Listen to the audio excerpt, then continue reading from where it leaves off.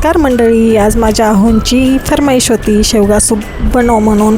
मग काय, मी पटकन एक टोमॅटो कापला, एक कांदा, थोडीशी कोथिंबीर घेतली आणि 2 मिरच्या, 2 लसूण पाकळे आणि थोडेसे पुदिन्याचे पानं आणि कुकरमध्ये थोडंसं तेल टाकलं मी, एकदम अर्धा स्पून असेल, आणि त्याच्यात मी सगळी सामग्री एकदा फ्राय करून घेतली.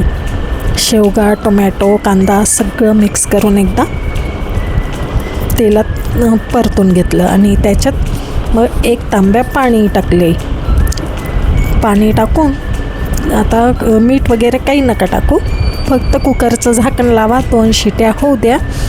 2 शिट्या झाल्या की मग काढलं सगळं पूर्ण आणि मिक्सरमधनं आता ग्राइंड करून घेऊ.